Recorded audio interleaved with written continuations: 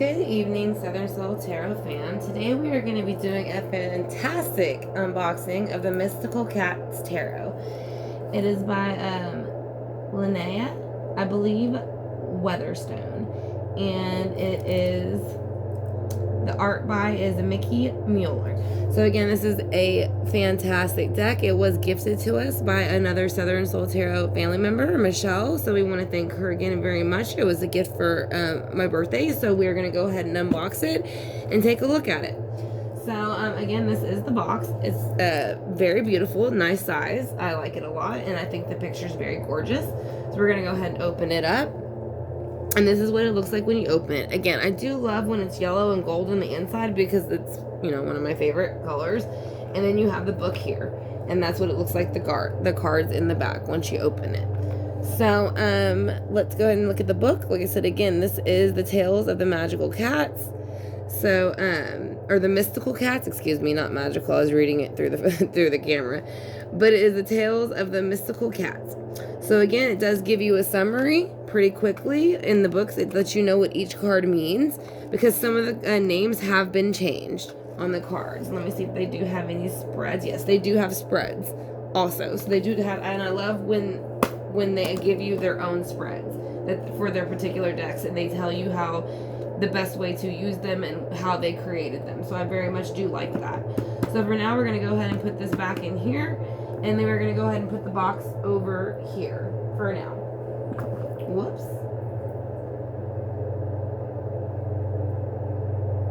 So we're going to go ahead and put this right in the middle. We're going to obviously start off with the beginning, which is basically the cat. So the cat is going to represent the Fool card. So we're going to go ahead and put it there, and then we'll just kind of do a quick flip through. Like I said, now as you can see, the cat represents the Fool card. So that is an alternative in the sense that he's not obviously hopping off of a cliff and things like that, but is showing you that he's smelling these flowers for the first time. Everything's bright and beautiful, so that is much like the Fool. So the next card is going to be Cat Magic. So this is going to represent the Magician in the original Rider-Waite Tarot. So the Magician has all of the elements that they need. So it would be water, pentacles, swords, fire. So they're able to basically get what they need within the earthly realm. So the next card that we have is going to be the High Priestess. The High Priestess represents Pisces, and they do play in the dark and the light. So you want to make sure they're very highly intuitive, they're very knowledgeable, and they are very close to source. And you can see with the amethyst looking crystals around them, they should represent love. But when they go into reverse, they're the complete opposite. They are manipulative. They use their words to manipulate people, situations, and things. So you want to be careful with the High Priestess energy. So the next one following that kind of almost represents her, but of the opposite, the Divine Masculine, is going to be the Emperor. So the Emperor is very happy. I'm sorry, the Empress. So as you can see, this is the Empress. She represents fertility. That's why there's kittens. So she has a crown on her head. You do see the crown on her head with the jewels. And then you see the kittens at her feet. So it's showing that she is very fertile. They are drinking her milk. She sits on a silk pillow, and she is very, very happy in her situation. And she is very confident within herself, especially in her womanly energy that represents Taurus, which is the earth sign. So the next card that we have coming up is going to be the Emperor. Like I was saying, much like the Empress, but the male version. So as you can see, he is very confident of himself. Again, he does have the jewels around his neck, much like she had them around as her head as the crown. But the Emperor kind of runs all of the empires. To me, he's kind of above the kings a little bit. So he really doesn't like to get his hands dirty if he doesn't have to. He kind of just calls the shots. But if he has to get his hands dirty, then he's going to be very brutal about it. He represents Aries, which basically kind of represents, they represent kind of the sense of war. You know, they are known to be warriors, Aries. So next is going to be the priest. So this to me is going to be the Hierophant. So this is going to be equal to source, knowledge, everything that's good, faith, honesty, All of those things you would expect when you step into Source's area. Like I said, again, this reminds me of like if you go to church, you know, whatever religion you believe in, it is going to be whatever you look up to. So again, it is knowledge, faith, trust, honesty.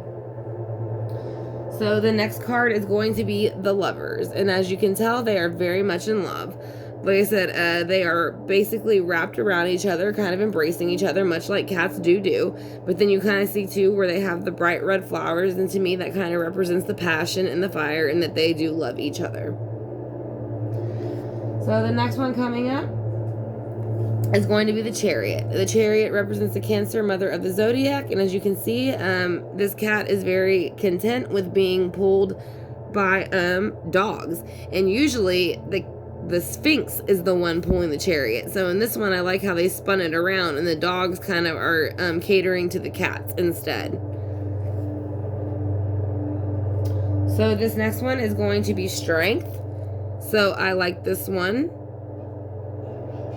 I like how it is very calm, and he is kind of like, even though, you know, cats technically are supposed to chase birds, he is showing that he has the strength to not do so, and he has basically tamed these birds, almost as if the woman has tamed the lion within the Rider-Waite deck. So it's kind of very similar. So let's go ahead and also see what's next, and that is going to be the Hermit.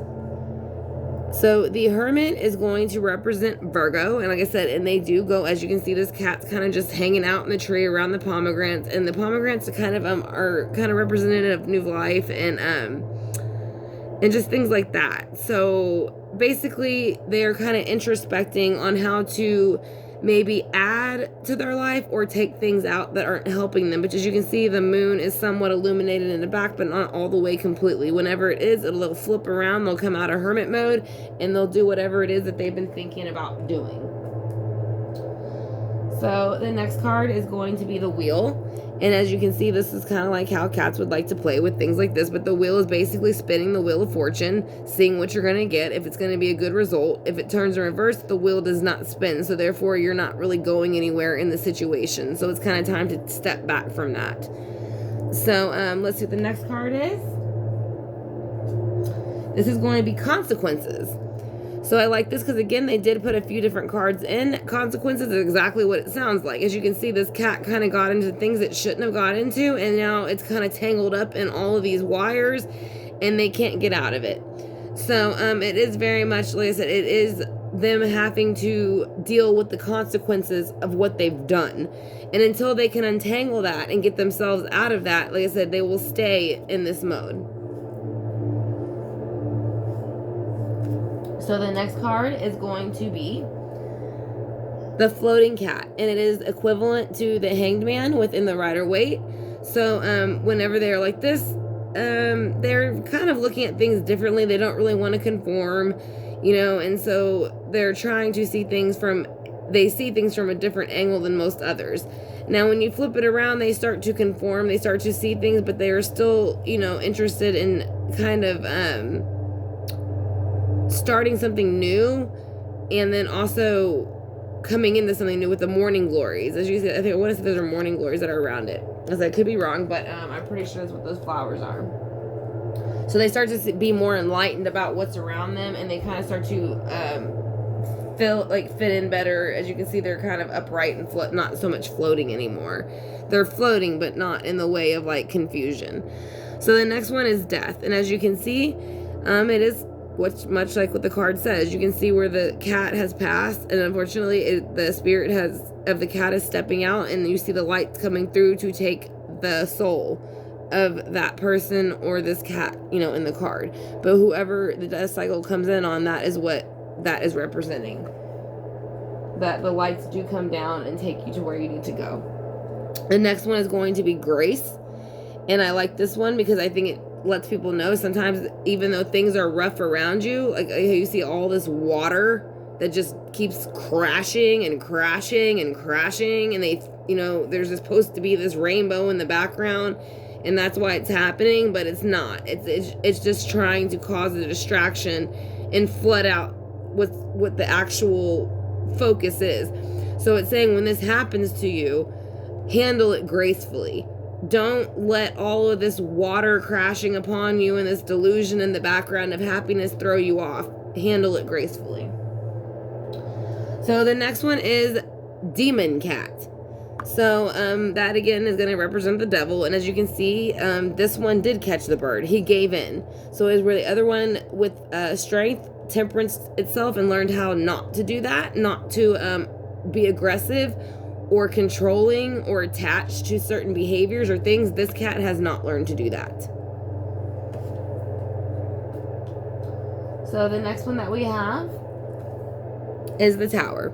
So after that behavior of the bird, of the cat, doing what it did with the bird and attacking it the way that it did, the Tower comes in. So basically these cats are falling from the tower because it was built on a rocky foundation. So therefore you cannot build any relationships on rocky foundations. It will collapse. So the next one is Stars. So basically this is kind of like I said, it's kind of like the Star card, but a little bit different. Like I said, it's more looking into the future to kind of see what the future holds for you and what is the best thing for you in the future. Like I said, but it's almost like looking into the stars and daydreaming of what can come next. So now the next card that we have is going to be the Moon. So as you can see, this cat's eyes are white, and the moon is fully illuminated. So now it's kind of like the cat's coming forth to fully illuminate the moon for you, to show you the secrets and bring light from the darkness, because things have been hidden in the dark. So the cat is bringing it to light. So the next card is going to be the Sun. Again, I very much like this because it does show the Sphinx kind of, so where they are honoring their own being. And like I said, and they are resting around it. So they said they are feeling like they are coming into a brand new beginning. And not only they're coming into a brand new beginning, but they're coming in even stronger with the Golden Sphinx. So the next one that we have is going to be Good Kitty. So this is basically saying, again, a lot of the words have been changed, but they are exactly what they are saying. It represents someone who has done right.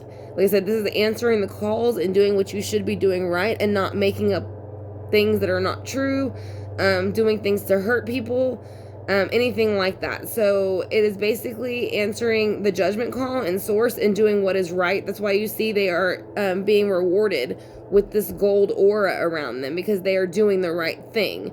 Like I said, you just don't want to do the wrong thing and attack people and spread rumors for no reason, because that's not the right thing to do. So, the World. So the World is coming up next. Like I said, and the World is showing if you can get out of that stage and not be stuck in, and you can go into the Good Kitty stage and answer the judgment call and do what you need to do to make yourself grow spiritually, and not what, other people tell you to do to grow spiritually, then you will have the world at your disposal. So therefore, you have this brand new start. You just have to learn to come into it on your own. And you have to learn to come into it in a proper way that would be approved by source. Because again, when we all pass, we have to explain to the source our behavior and why we did what we did. Nobody gets out of that conversation. So, the next card is going to be the Ace of Fire. So the Ace of Fire is going to be like the Ace of Wands, which again is coming in with action. This is somebody bringing in a brand new opportunity, and it usually leads to an action. Next is going to be the Two of Fire. So that is the Two of Wands and making a decision. The next is going to be the Three of Fire, which is going to be the Three of Wands. So it's much less like waiting for something to come in. As you can see, they are waiting. The cat is looking up, waiting for something to come. And once it comes, it is going to be what it's been waiting for and will be fulfilled, and it'll go this way. But that one, I don't feel you so much need to reverse. So the next card is going to be the Four of Fire. So the Four of Fire is like the Four of Wands. It's like a happy home. So that's why you see all these cats are kind of relaxed, and they're just staring at this bright light, and they're kind of like how they would stare at like a disco ball or something like that. But they're all relaxed. Again, Four of Fire is the Four of Wands, Leo, Sagittarius, Aries. It's a happy home. So now we have the 5 of fire, though. Now this is a bit of argumentation. To me, this is like children fighting on the playground, because again, you can see where they're kind of like cat playing, like like cat play, but they do have their claws out, so they are serious in the play. But it's unnecessary. It's over small petty things.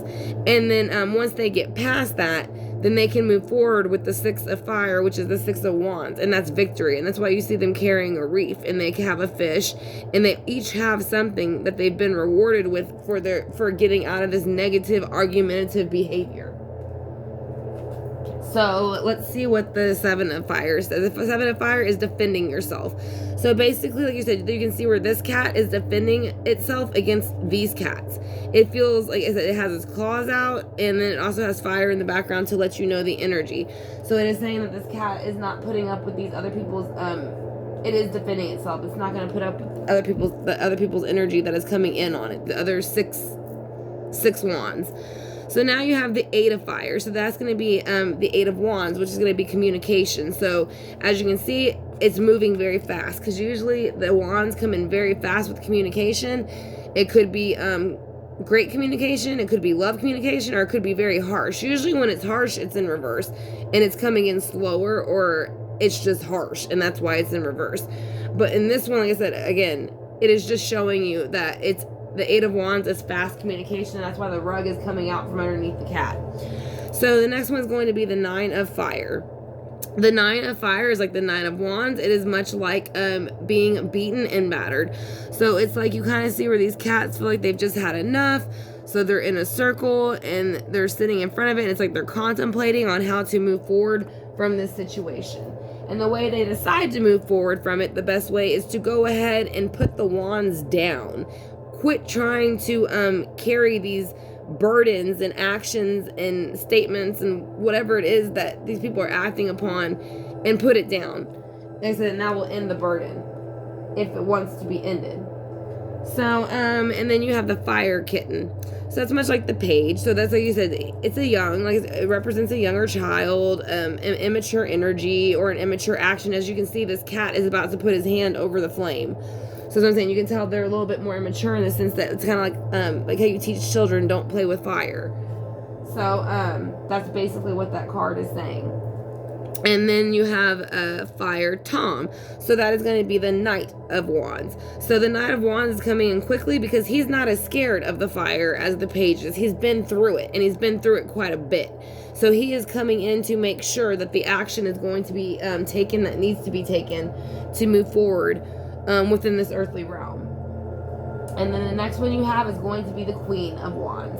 Now, as you can see, this looks just like the Queen of Wands would. She is wearing her fancy little necklace with the jewels. She feels like, again, the Queen of Wands is going to be Leo, Sagittarius, Aries, and so they are very,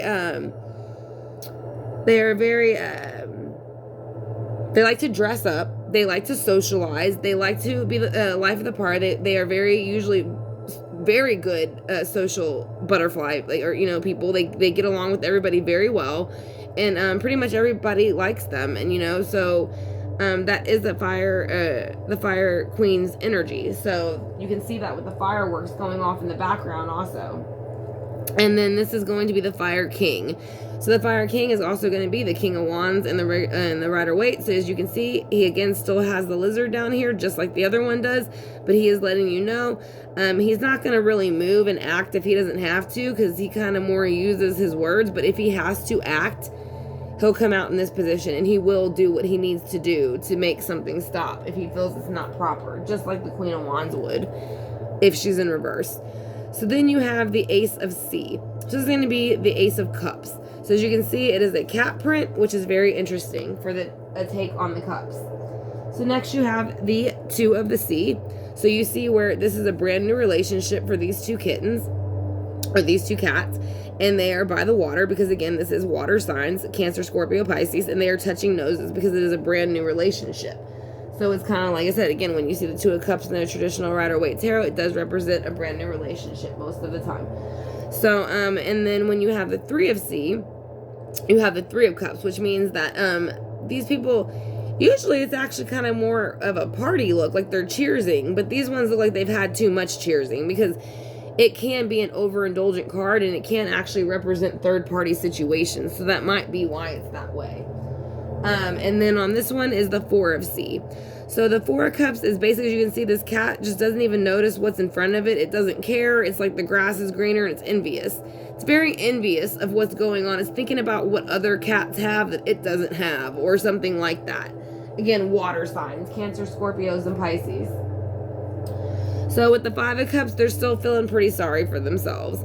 That's why they're all shaggy looking and look like they've been through it, had a rough time, because with the Five of Cups, like I said, it's usually spilt cups all over the floor, so their emotions have spilt everywhere. And so it's like, again, the grass is greener on the other side, very envious energy.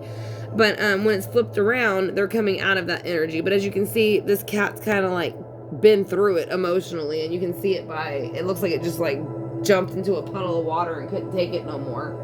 But let's see what the Six of C looks like. So this is like the Six of Cups, where you do it represents celebrating childhood. So that is there. Like I said, so we do want to go ahead and say, like, again, this is when it's upright, it represents happiness. As you can see, they're swimming in the water, they're having a great time, and in the background is kind of like a picture of like their, you know, their source, because it is, you know, a higher authority of a feline figure. And when it's in reverse, it is saying that there could be a bit of confusion and chaos in that area. Now the next one is going to be the Seven of C. So the Seven of C is like the Seven of Cups. As you can see, he's looking at all these different bubbles, and it's almost like he just wants to pop it or grab one, but like he's like so focused on one, he's not looking at the other. But again, it is an overabundance of choices. So that's the problem. He's wanting to make a choice, but there's so many bubbles floating around him, he don't know which one to pop first. So the next one is going to be the Eight of C. So the Eight of C is the Eight of Cups. This is when someone is no longer wanting to be in a situation, so they go ahead and walk away from that situation. Now if it's in reverse, they don't walk away. So the next card that we have is the Nine of C. So the Nine of C is going to be the Nine of Cups. Like I said, this is feeling abundant and happy and fulfilled where you are. That's why you see in the back the cat sleeping, and it sees more cats in its dreams, and you know, what is that? It's like shrimp, maybe, fish, a mouse, you know, a flying fish. It's just basically everything this cat could want and more. Flowing water fountain. But when it's in reverse, it's the complete opposite. It's like the cat's overindulged and it gets dumped out. So the next one is going to be the Ten of C. So the Ten of C is going to represent, the Ten of C is going to represent the Ten of Cups. So again, this is emotional fulfillment too. So what this is, again, Cancer, Scorpio, Pisces. So it is emotional fulfillment within your life, your home life, or other areas in your life that you've been wanting it in. The next one is going to be Sea Kitten. So the Page of Cups. So as you can see, it is very new. It doesn't really, you know, it's kind of walking on the edge of the water, looking around. You can tell it's kind of curious. It doesn't really know where it's going or what it's looking for. But again, it is a very, can represent a child. It can represent someone from their 20s or 30s, or it could just represent somebody doing an emotional thing that was impulsive or immature sometimes.